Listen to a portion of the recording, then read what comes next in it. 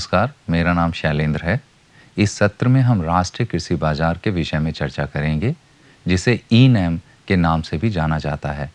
जैसा आप सभी जानते हैं कि हाल ही में भारत सरकार देश की कृषि बाजार व्यवस्था को मजबूत करने के लिए कई नीतियां लेकर आई है, जिनमें से एक है राष्ट्रीय कृषि बाजार।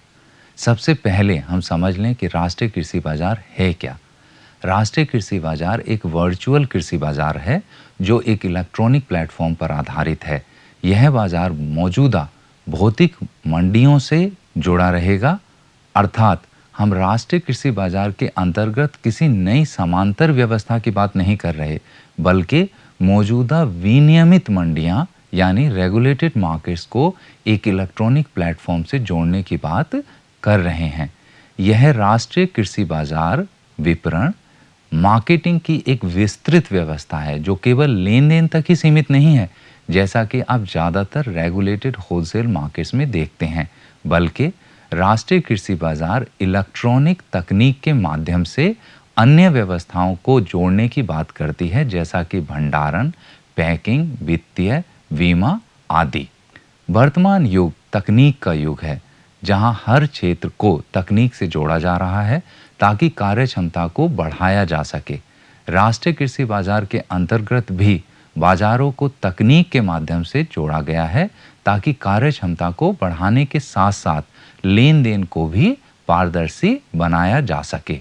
तकनीक से जुड़ने का यह अर्थ कदापि नहीं है कि हम अपने वर्षों से प्रचलित मंडी व्यवस्था या कार्य प्रणाली में कोई परिवर्तन की बात कर रहे हैं। यह केवल वर्तमान कार्य प्रक्रिया को डिजिटाइज करने का एक प्रयास है। राष्ट्रीय कृषि बाजार को भारत सरकार ने एक योजना के रूप में लागू किया है। इसे कृषि एवं किसान कल्याण मंत्रालय ने 2016 में 8 राज्यों में 21 चुनिंदा मंडियों में प्रारंभिक स्तर पर आरंभ किया था।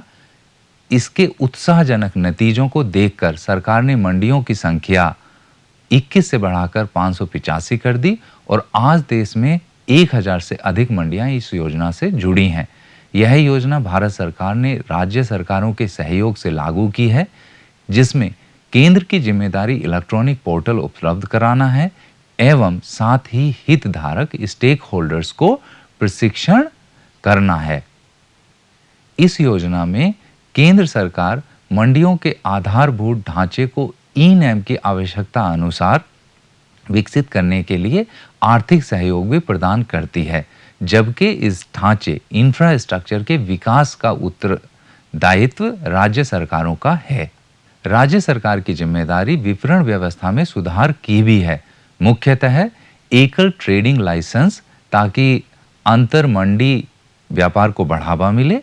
राज्य सरकारों से अपेक्षित दूसरा सुधार यह है कि राज्य भर में एकल शुल्क प्रणाली हो और तीसरा सुधार है ई ऑक्शन या ई ट्रेडिंग का प्रावधान। यदि हम ई-नैम से मिलने वाले लाभों की बात करें तो यह व्यवस्था किसानों को विपणन के अधिक विकल्प प्रदान करती है।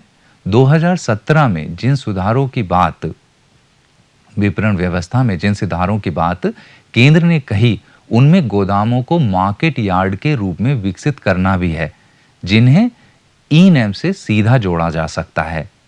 कार्यकुशलता, पारदर्शिता एवं लेन देन में कम समय लगना इसके अन्य लाभ हैं।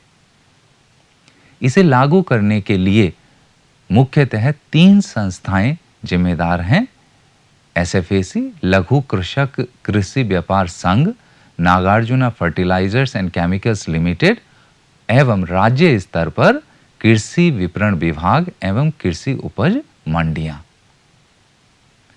ई-नैम के माध्यम से थोक विक्रेताओं, निर्यातकों, प्रसंस्कर्ताओं को सीधे तौर पर किसानों से जोड़ा जा सकता है। इस योजना के तहत कृषि बाजार का विस्तार होगा, जिससे बाजार की कार्य क्षमता बढ़ेगी। अतः हम कह सकते हैं कि ई-नैम एक भविष्य की योजना है जो यदि सही से लागू हो तथा सभी की भागीदारी मिले तो विपणन व्यवस्था एवं किसानों के जीवन में बड़े बदलाव ला सकती है। धन्यवाद।